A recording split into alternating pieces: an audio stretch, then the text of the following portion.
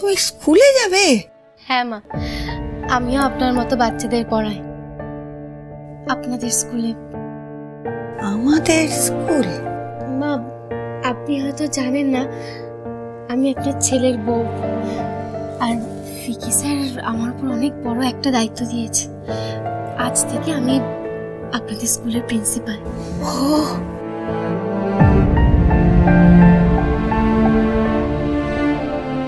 হ্যাঁ, আশীর্বাদ করুন মা, আমি যেন আমার সেই দায়িত্ব পালন করতে পারি। আশীর্বাদ তো করবই। মা, বেঁচে থাকো, সুখে থাকো, সফল হও।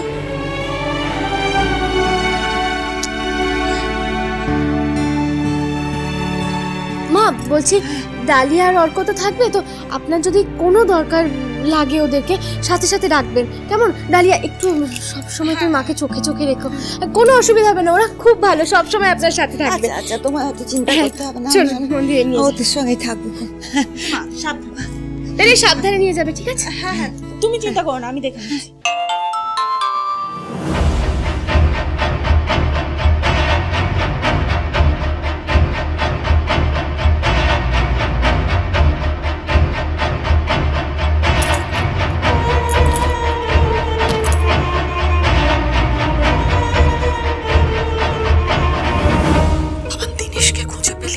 না মা, এখনো পাইনি, তবে পেয়ে যাব।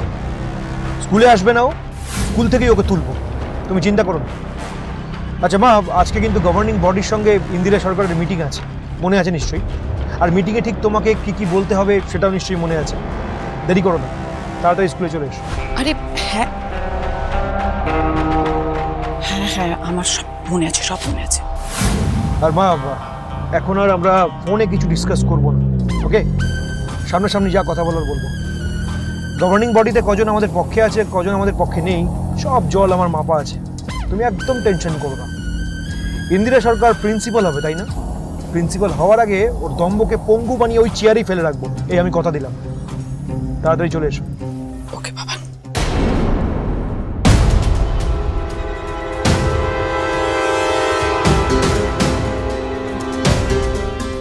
আজকে মিটিংয়ে ওরা ঠিক কি করতে চলেছে? দেখুন, বোর্ড মিটিংয়ে ইন্দিরা সরকারের এগেনস্টে গিয়ে কি কি বলতে হবে সেটা নিশ্চয়ই মনে আছে। সব মনে আছে, সব বুঝে গেছি। Very good. দেখুন, ইন্দিরা সরকারকে আমরা প্রিন্সিপাল হিসেবে মানছি না, আর তার সঙ্গে বিক্রম চ্যাটার্জি যে ডিসিশনটা নিয়েছে সেটা যে ভুল আমাদের বুঝিয়ে দিতে হবে, চোখে আঙুল দিয়ে দেখিয়ে দিতে হবে ইন্দিরা সরকার প্রিন্সিপাল হিসাবে একদমই যোগ্য নন, উপযুক্ত নন। আপনারা ভিতর থেকে যা করার করুন, আমি তো আছি বাইরে থেকে হেল্প করার জন্য, কিন্তু ইন্দিরা সরকারকে ওই চেয়ারে আমরা বসতে দেব না। আসবো স্যার? প্লিজ শুনুন, বলছি বোর্ড মিটিংয়ের জন্য রেডি হন, ঠিকঠাক প্রস্তুতি নেবেন, না কোনো অসুবিধা না হয়। আসুন। Okay sir. Okay sir, thank you. Please come, please come. Sir, আমাদের ডেকেছিলেন, আমাদের ছেলেমেয়েরা কি কিছু করেছে? না না না, কিচ্ছু করেনি। আপনাদের ছেলেমেয়েরা তো জাস্ট ব্রিলিয়েন্ট, কোনো তুলনাই নেই। সেই বিষয়ে আলোচনা করার জন্য ডাকিনি, আমি একটা অন্য বিষয়ে আলোচনা করার জন্য ডেকেছি। অ্যাকচুয়ালি আপনাদের কয়েকটা কথা আমি বলবো, তার এগেনস্টে মানে আপনারা যেটা ঠিক বা ভুল মনে হয় সিদ্ধান্ত নেবেন, বিচার করবেন, কেমন? কি ব্যাপারে স্যার? এই ইন্দিরা সরকার যে প্রিন্সিপাল হয়েছে সেই ব্যাপারে। হ্যাঁ স্যার, এই ব্যাপারটা নিয়ে আমরাও ভেবেছি। ওই বাংলা মিডিয়ামের ম্যাডাম এই স্কুলের প্রিন্সিপাল হলে আমাদের ছেলেমেয়েরা কি পড়াশোনা শিখবে? একদমই তাই। আমরা আমাদের ছেলেমেয়েদের এই স্কুলে ভর্তি করেছি ইংরেজি শেখানোর জন্য। এই ব্যাপারটা আমরা পেপারেও দেখেছি। আমরা কিছু গার্জেনরা আলোচনা করেছি, ওই ম্যাডামকে এই স্কুলের প্রিন্সিপাল আমরা হতে দেব না। এক্স্যাক্টলি, একদম ঠিক বলেছেন আপনারা। দেখুন, কখনো মানা যায় এটা? ভাবুন তো। আপনাদের সঙ্গে নিশ্চয়ই অন্যান্য গার্জিয়ানরাও সহমত আছেন কয়েকজন, তাদেরকে একসঙ্গে করুন, এক কাটটা করুন। আপনারা যদি একসঙ্গে হন, আমাকে হেল্প করেন, আমি ব্যাপারটা আটকাতে পারব। ইন্দিরা সরকার হয়তো আর কিছুক্ষণের মধ্যেই আসবে প্রিন্সিপাল চেয়ারে বসার জন্য, আমাদেরকে একসঙ্গে হয়ে আটকাতে হবে। আমি কিন্তু একা কিছু করতে পারবো না, আপনাদের হেল্প লাগবে। দেখুন, আপনারা আপনাদের ছেলে মেয়েদের বিদেশে পাঠাতে চান, তাই তো? তা বিদেশে পাঠাতে হলে ইংলিশটা তো শিখতে হবে। ইংলিশ না জানলে বিদেশে গিয়ে কি বাংলায় কথা বলবে? একবার ভেবে দেখুন। ওই ইন্দিরা সরকার বাংলা মিডিয়ামে পড়ে এসে এই ফিউচার ড্রিমসে প্রিন্সিপাল হচ্ছে, আর ও যদি প্রিন্সিপাল হয় আপনাদের ছেলেমেয়েরা কোনোদিন ইংলিশ শিখতে পারবে, কোনোদিন বিদেশে যেতে পারবে? এবার ভেবে দেখুন, ইয়ার কি নাকি এটা? একদমই তাই, আমরা আপনার সাথে সহমত। আমরা আমাদের সাধ্যমতো ওনাকে আটকানোর চেষ্টা করব। আমরা কিছুতেই ওনাকে প্রিন্সিপাল পদে থাকতে দেব না। তাহলে আপনারা আসুন, আর একদম চিন্তা করবেন না, আপনাদের বাচ্চারা just brilliant. Thank you sir. Thank you sir. Thank you sir. নমস্কার। আসুন।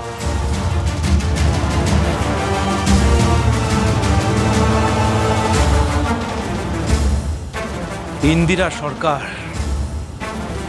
এইবার তোমার কেটে পড়া দরকার।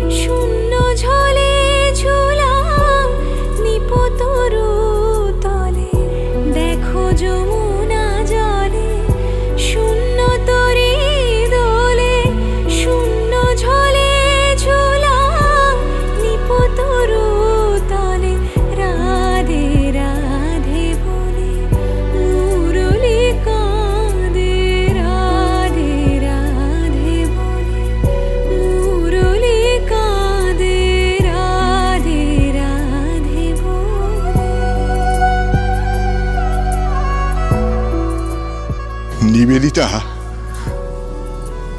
একদম যেন মুগ্ধ হওয়ার মতন গান গায়, তাই ধরুন না? কুঞ্জে নীরব পাখি উচ্ছ মেলে না শিখি, পবন থাকি থাকি দীর্ঘ নিঃশ্বাস ফেলে। কুঞ্জে নীরব পাখি উচ্ছ মেলে না শিখি, পবন থাকি থাকি দীর্ঘ নিঃশ্বাস ফেলে। এসো গো মানিনী মাধবী মোহিনী, এসো বিরহিনী এসো মধু গলে।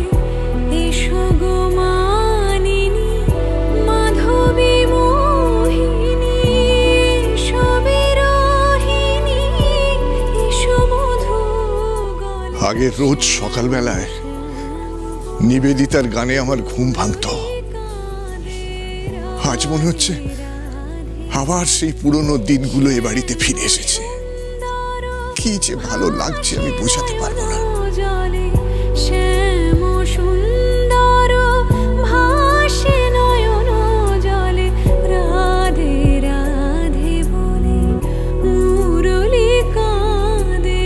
রাধে রাধে বলে মুরলি কাঁদে। রাধে রাধে বলে। সেই গলা, সেই গান, মাঝে যে এতগুলো বছর কেটে গেছে বোঝাই যাচ্ছে না। জানো নিবেদিতা, ঠিক এই জায়গাতে বসেই তুমি আগে গান গাইতে। শুধু পার্থক্য একটাই, সেদিন তোমার পাশে মা ছিল আর আজ ইন্দিরা আছে। তবে একটা কথা খুব জোর দিয়ে বলতে পারি, মা ঠিক যেভাবে তোমাকে আগলে রাখতো ইন্দিরাও সেভাবেই আগলে রাখবে।